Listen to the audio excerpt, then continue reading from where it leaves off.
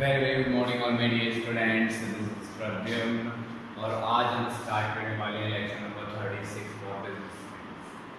Students, हम लोग अभी पढ़ रहे थे बिजनेस सर्विसेज। मैंने आपको समझाया था कि बिजनेस सर्विसेज क्या होते हैं, उसके बारे में आपको बता दिया था, ठीक है। उसके एग्जांपल्स भी आपको ऑलरेडी दे दिए। मैंने आपको बताया था कि बिजनेस सर्विसेज में कौन कौन सी चीज़ें आती हैं जो हमारे बिजनेस के लिए हेल्पिंग हैंड के तौर पे काम करती है। जैसे हमने आप लोग को याद होगा, हमने एक्सिलरी इन ट्रेड पढ़ा था चैप्टर नंबर 1 में, ठीक है ना। बस वहीं से निकल के आ रही हैं यहाँ बिजनेस सर्विसेज, ठीक है ना। तो अब हम बिजनेस सर्विसेज को ही कंटिन्यू करेंगे इसी चैप्टर को। एक बार थोड़ा सा रिवाइज कर लेते हैं व्हाट इज बिजनेस सर्विसेज। मैंने आप लोगों को बताया था कि जो भी बिजनेस होता है उस बिजनेस को करने में जिन जिन सर्विसेज की हम हेल्प लेते हैं वो सारी की सारी सर्विसेज क्या बोली जाती हैं? Business services. Okay students, so now first point अब हम आगे स्टार्ट करें। Next point banking services. अभी तक हम क्या बात कर रहे थे? Business services. बिजनेस सर्विसेज में मैंने आपको बताया था क्या क्या?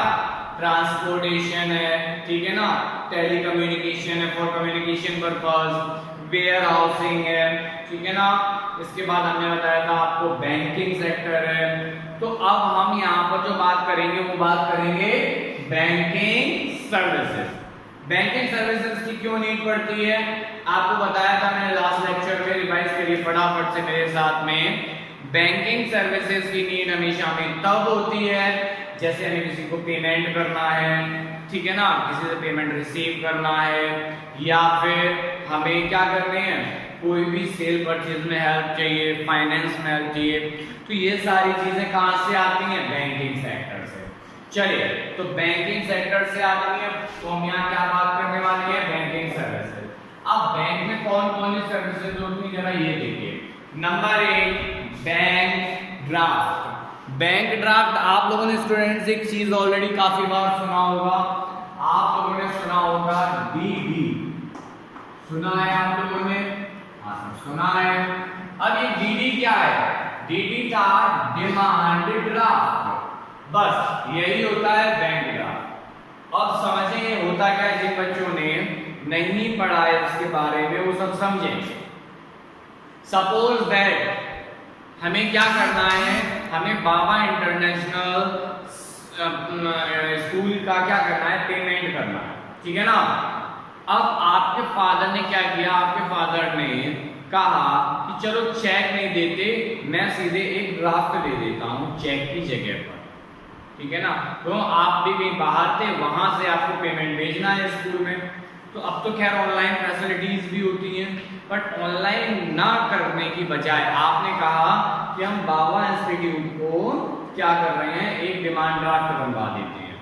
तो आप अप्लाई जब डिमांड ड्राफ्ट के लिए करेंगे अपने बैंक में, तो बैंक क्या करेगा? एक चेक जैसा फॉर्मेट होगा जिस पर लिखेगा बाबा इंटरनेशनल स्कूल घिरोल, और उस पर लिख देगा जो भी अमाउंट होगी उसको प्रिंट कर देगा, ठीक है ना, और नीचे मैनेजर के सिग्नेचर हो जाएंगे। आपके अकाउंट से वो अमाउंट डिडक्ट हो जाएगी। जब ड्राफ्ट आप बैंक में आके डिपॉजिट कर देंगे और बैंक अपन स्कूल में आके डिपॉजिट कर देंगे, स्कूल अपने बैंक में उस डिमांड ड्राफ्ट को क्या कर देगा? लगा देगा, जैसे आप चेक लगाते हैं, ठीक है ना। तो कुछ टाइम बाद ऑटोमेटिक वो पैसा किसके खाते में पहुंच जाएगा? स्कूल के खाते में बैंक से पहुंच जाएगा। ध्यान रखिएगा, ये पेमेंट का एक बहुत ही सिक्योर मेथड है। अभी तक क्या होता था? चेक दे दिया, चेक, अब भाई दिक्कत ये आती थी, चेक तो दे दिया, आपने मान लो अकाउंट पे नहीं किया तो कोई भी पेमेंट ले लेगा।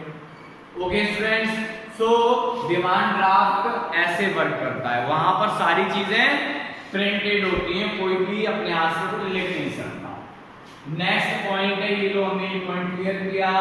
नेक्स्ट पॉइंट है बैंक ओवरड्राफ्ट। बैंक ओवरड्राफ्ट के लिए मैंने आपको कई बार बताया है स्टूडेंट्स, अगर आपकी बैंक में, समझना, बैंक ओवरड्राफ्ट आपकी बैंक में आपका करंट अकाउंट है, किसी भी बैंक में आपका करंट अकाउंट होता है, तो आप क्या कर सकते हैं करंट अकाउंट में, जितनी बार चाहें डिपॉजिट, जितनी बार चाहें विड्रॉ।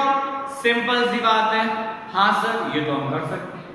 तो अब बैंक क्या करता है, बैंक देखता है आप बहुत अच्छे से सारी चीजें मेंटेन कर रहे हैं, तो बैंक करंट अकाउंट पर क्योंकि इंटरेस्ट नहीं देता, और देता भी है तो बिल्कुल हल्का इंटरेस्ट देता है, ठीक है। सेविंग अकाउंट के बराबर इंटरेस्ट कभी नहीं दिया जाता करंट अकाउंट में। तो बैंक कहता है कि चलिए हम आपको थोड़ी सी एडिशनल फैसिलिटी प्रोवाइड करा रहे हैं, हम आपको फैसिलिटी दे रहे हैं कि अगर आप 1 लाख रुपीस डिपॉजिट करते हैं तो 1,10,000 रुपीस तक आप विड्रॉ कर सकते हैं। बस यही बैंक ओवरड्राफ्ट होता है, यानी कि बैंक ने आपको आपकी अमाउंट से ज्यादा पैसे निकालने की परमिशन दे दी। That is bank OD, bank overdraft. Right students, चलिए ये भी पॉइंट हमारा क्लियर। नेक्स्ट है third point, cash credit. Cash credit की अब हम बात कर लेते हैं। तो इस सिचुएशन में भी बैंक क्या करता है, आपको पैसे देता है उधार, ठीक है ना, लेकिन उसके बदले में आपसे कुछ ऐसा मॉर्गेज, ऐसा गिरवी कुछ रखवा लेता है, आपकी असेट, ठीक है ना, किसी भी टाइप की अपने पास रखवा लेंगे, फिर उसके एवज में आपको क्या कर देते हैं, पैसे प्रोवाइड करवा देते हैं, जिसको हम ये भी बोलते हैं कि हमने लोन ले लिया बैंक से। राइट स्टूडेंट्स, तो ये तीनों पॉइंट आई होंगे, आपको समझ आ गए होंगे बैंकिंग सर्विसेज के। चलिए नेक्स्ट है ई बैंकिंग। ई बैंकिंग से आपको तो समझ आ जाना चाहिए, मैंने इसके नीचे नेम भी मेंशन किया हुआ है। ई बैंकिंग को हम इलेक्ट्रॉनिक बैंकिंग भी कहते हैं। क्या बोलते हैं, इलेक्ट्रॉनिक बैंकिंग। इलेक्ट्रॉनिक बैंकिंग का सीधा मतलब होता है बैंकिंग सेक्टर का या बैंकिंग पॉलिसी का ऐसा मोड जिसको हम डिजिटली पेमेंट कर सकें, डिजिटली ट्रांजैक्शंस कर सकें, बस दैट इज ई बैंकिंग। अब बात करते हैं ऐसा किन किन कंडीशंस में होता है। आप एटीएम से पैसे निकालते हैं, हाँ सर हम एटीएम से पैसे निकालते हैं, विड्रॉ करते हैं, that is also E banking. आप पेटीएम से पेमेंट करते हैं, हाँ सर करते हैं, that is also E banking.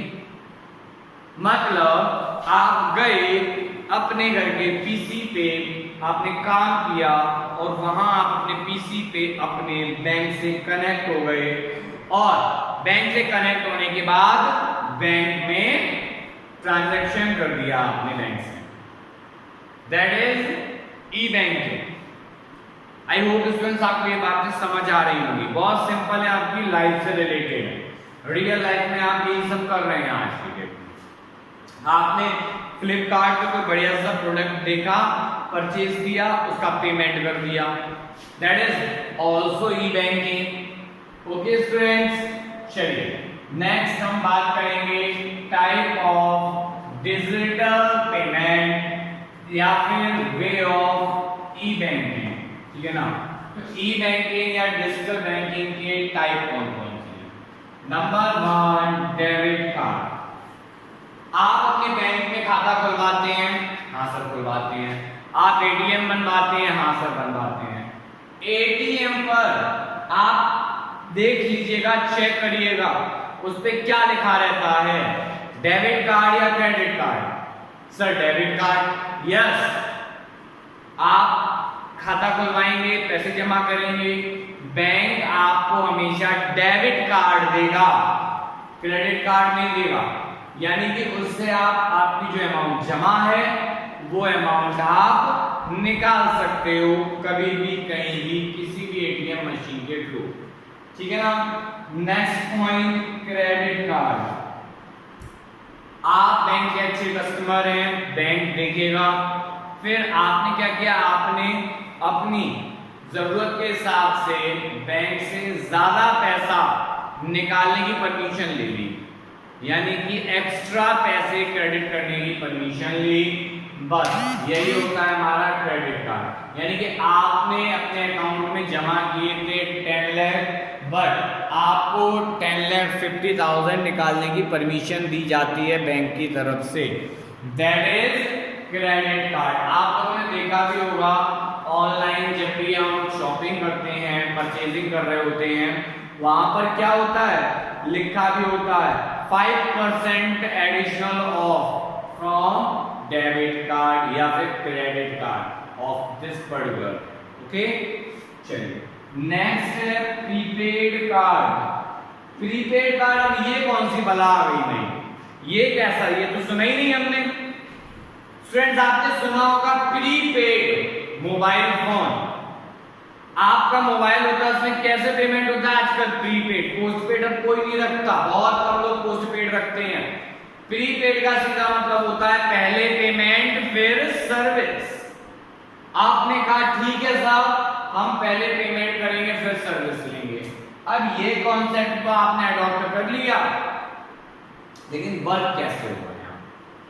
जो प्रीपेड कार्ड की बात की जाती है, ये कार्ड होता है, बट ये कार्ड डायरेक्टली बैंक से कनेक्ट नहीं होता, ये कार्ड हमेशा डेबिट कार्ड से कनेक्ट होगा, या हो सकता है क्रेडिट कार्ड से भी हो।